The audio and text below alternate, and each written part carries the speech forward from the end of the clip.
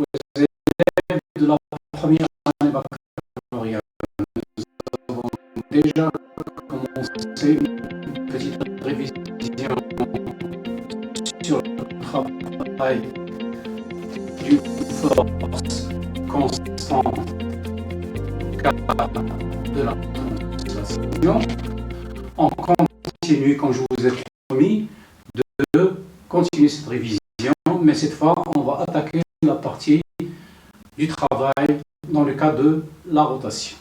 Là, j'ai remarqué que les élèves ont des difficultés à utiliser cette notion de travail à cause de petites lacunes accumulées au tronc commun.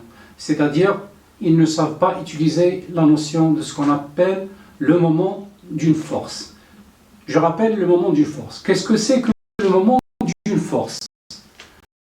Quand on dit moment, ça veut dire tout simplement cette capacité à faire tourner la chose.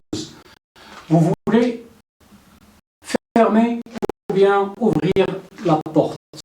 Quels sont les facteurs principaux à mettre en évidence pour ouvrir la porte? Vous voyez toujours que le poignet de la porte se trouve à l'extrémité, c'est-à-dire très loin de l'axe. Si vous vous approchez de l'axe, vous aurez des difficultés à ouvrir votre porte.